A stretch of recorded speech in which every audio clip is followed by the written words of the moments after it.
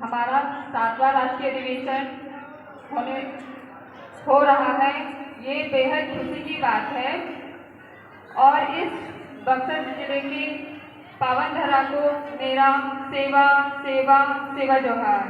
और झारखंड में उपस्थित हमारे वरिष्ठ पदाधिकारी एवं मेरे छोटे भाई बहन एवं अतिथिगण, इन सभी को मेरा सेवा सेवा सेवा जोहार। जीएसयू क्या है ना? जीएसयू का फुल फॉर्म क्या है? Gondwana student union. तो इसका जो ये संगठन है, ये छात्र संगठन है। छात्र की समस्याओं को लेकर यहाँ पे बात रखी जाती है, जैसे एजुकेशन को लेके, रोजगार को लेके, कोई भी समस्या है। इसलिए ये संगठन बनाया गया है कि हम सब एकत्रित होके, एक संगठित होके किसी भी समस्या को आसानी से कर सकते हैं। तो मैं जीएसयू के बारे में आपको बताऊंगी कि जैसे गोंडवाना स्टूडेंट का जो नाम है हिंदी में, तो वो हिंदी, अंग्रेजी व किसी भाषा में गोंडवाना स्टूडेंट ही होगा। ठीक है, ऐसा नहीं है कि गोंडवाना स्टूडेंट यूनियन को हम ये बोलेंगे कि गोंडवाना छात्र संगठन, है ना। ये हिंदी और इंग्लिश में गोंडवाना स्टूडेंट यूनियन होगा, चाहे वो इंग्लिश में हो या हिंदी में हो। ठीक है, और इसका ये समान अनुवाद है। और गोंडवाना स्टूडेंट यूनियन और नियमावली का विस्तार मैं आपको बताऊंगी। इसका मुख्य उद्देश्य ये है कि गोंडवाना स्टूडेंट यूनियन एक ऐसे देश राष्ट्र के निर्माण के लिए प्रतिबद्ध है जो समृद्ध एवं स्वावलंबी राष्ट्र हो। इस हेतु विद्यार्थी के सर्वांगीण विकास, सामाजिक, राजनीतिक, साहित्यिक, सांस्कृतिक, दार्शनिक, वैज्ञानिक एवं मनोवैज्ञानिक पक्षों का संबल बनाना है। देखिए, जीएसयू जैसे हम लोग मध्य प्रदेश से आपके बिहार में बक्सर जिले पे 600 किलोमीटर दूरी से मतलब मैं आई हूँ, तो इसका मतलब ये नहीं है कि हम लोग का लालच है ये कि हम लोग यहाँ कोई बिजनेस कर रहे हैं या हमें कोई राजनीतिक लाभ है, ऐसा अन्य मतलब, या फिर हमें पैसों का लालच दिया गया है, ऐसा कुछ भी नहीं है। तो जीएसयू एकदम निस्वार्थ भाव से काम करता है और शिक्षा, रोजगार और समाज संस्कृति को लेके ये काम करता है।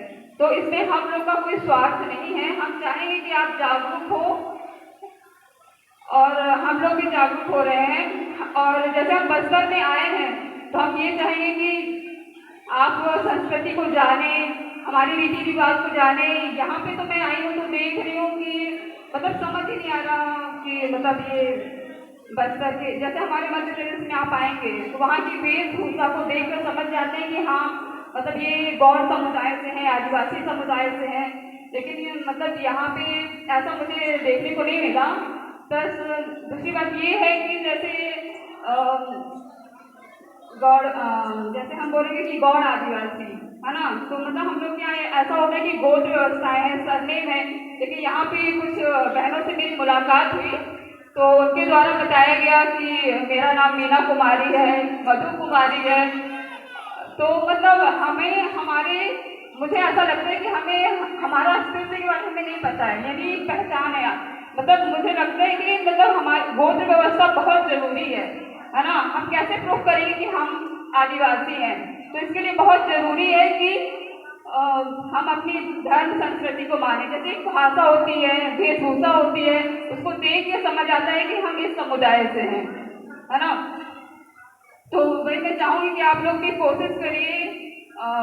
क्या होता है कि जैसे हम अदर संस्कृति में जाते हैं, अदर समाज में जाते हैं, या फिर एक तरीके से बोल सकते हैं कि बॉलीवुड दुनिया में, शहरी दुनिया में, तो हम बहुत जल्दी आकर्षित हो जाते हैं।